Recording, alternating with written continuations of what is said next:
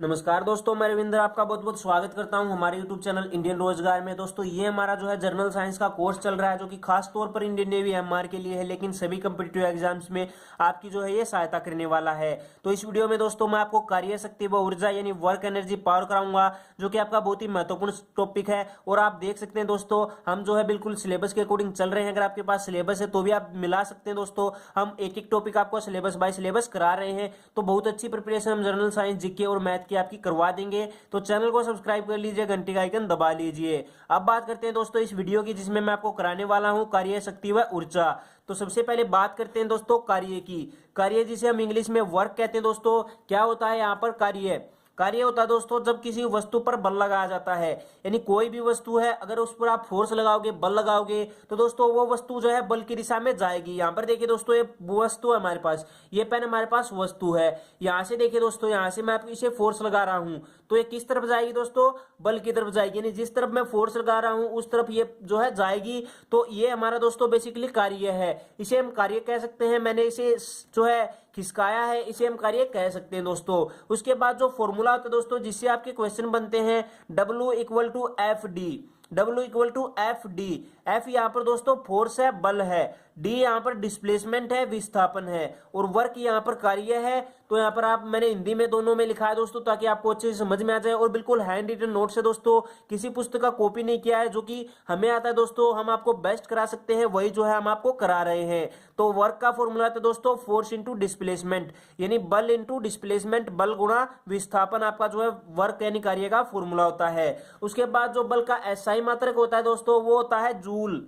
Joule joule क्या होता है दोस्तों? बल का एसआई मात्रक होता है, फोर्स का एसआई, वर्क का एसआई मात्रक होता है जूल। उसके बाद दोस्तों आगे बात करते हैं एनर्जी की।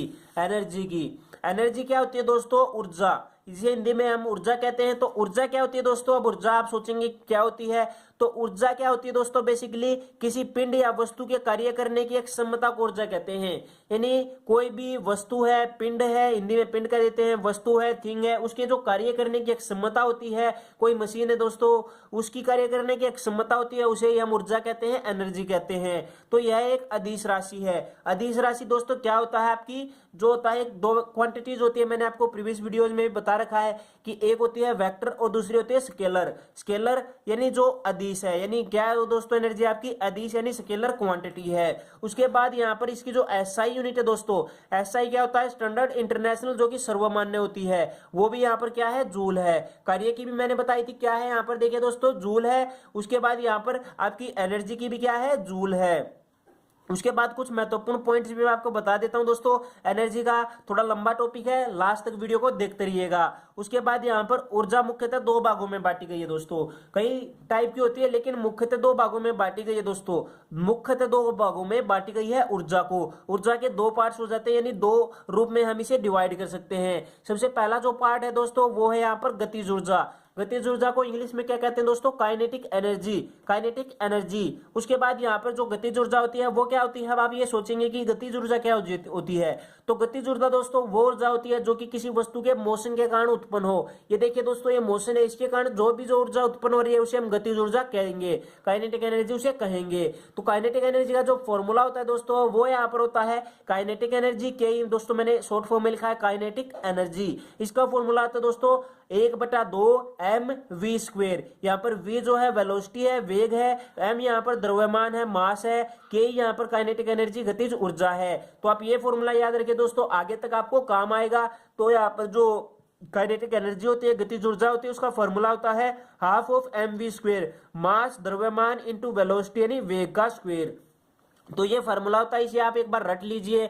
Kinetic energy equal to ½ of mv²। m mass है, v आपका वेलोसिटी वेग है, तो m मास और v का स्क्वायर यानी वेलोसिटी का स्क्वायर, वेग का स्क्वायर। तो आप इसे याद रखिए दोस्तों, kinetic energy equal to ½ of mv²। और वर्क का मैंने क्या बताया था दोस्तों?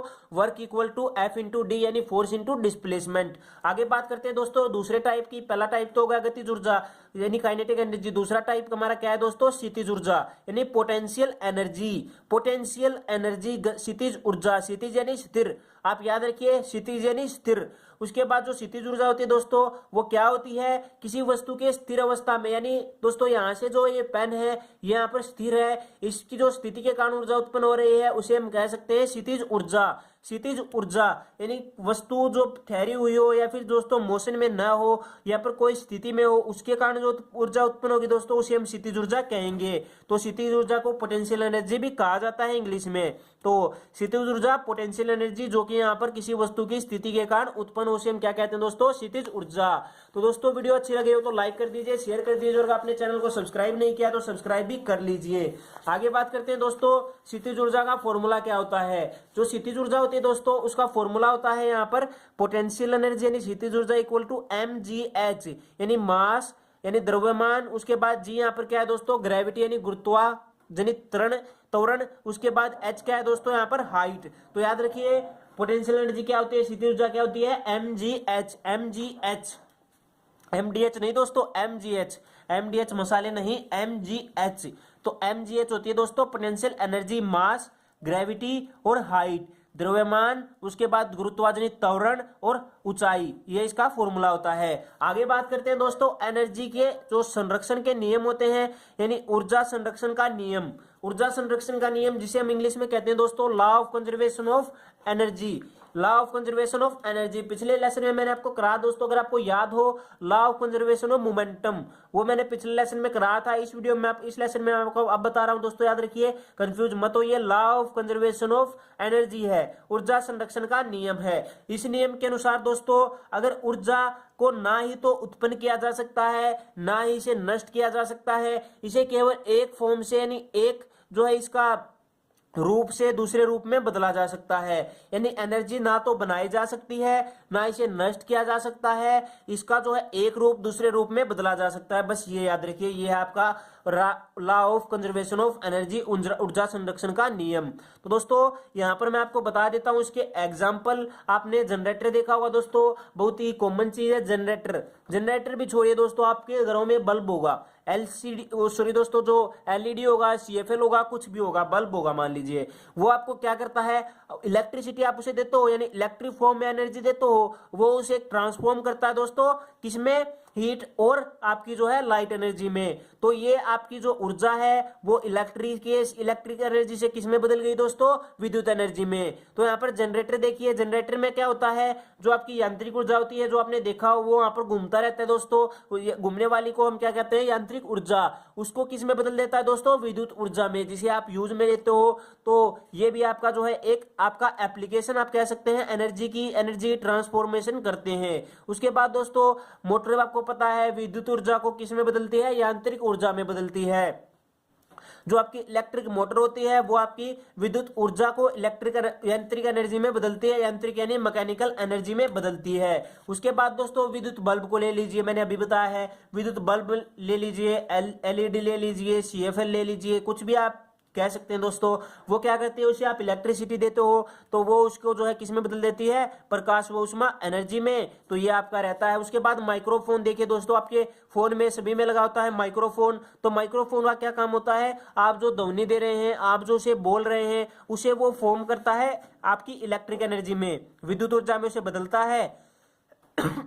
उसके बाद जो स्पीकर होता है वो उसको जो है इलेक्ट्रिक एनर्जी से वापस जो साउंड एनर्जी में बदल देता है। तो ये बेसिकली काम होता है माइक्रोफोन स्पीकर का। उसके बाद सौर सेल जो कि सोलर पैनल घरों में लगे होते हैं दोस्तों, उसका भी कार्य होता है, जो आपकी सूर्य से ऊर्जा आती है, प्रकाश ऊर्जा आती है, प्रकाश ऊर्जा और जो ऊष्मा ऊर्जा भी आती है, उसे किस में बदलता है दोस्तों, इलेक्ट्रिसिटी में बदलता है, विद्युत में बदलता है। तो यही आपका जो है इलेक्ट्रिक सोलर या फिर सोलर प्लेट का कार्य होता है। उसके बाद ताप एनर्जी आप देखिए, ताप विद्युत घर होते हैं, थर्मल पावर प्लांट होते हैं, उसमें क्या होता है दोस्तों, जो आपका परमाणु ऊर्जा होती है, एटॉमिक एनर्जी होती है, उसे विद्युत एनर्जी में बदला जाता है, कंट्रोल चेन रिएक्शन की जाती है और बहुत ज्यादा फॉर्म ऑफ एनर्जी जो है निकलती है, उसे ही जो है आपका इलेक्ट्रिसिटी में बदल दिया जाता है। तो एक फॉर्म से दूसरी फॉर्म में बदला जा सकता है एनर्जी को, इसे नष्ट किया नहीं जा सकता, इसे बनाया नहीं जा सकता, बस इसे एक फॉर्म से दूसरे फॉर्म में बदला जा सकता है। तो ये याद रखिए दोस्तों, बहुत ही महत्वपूर्ण है। आगे बात कर लेते हैं दोस्तों शक्ति की। तो शक्ति दोस्तों अगली वीडियो में करा दूंगा,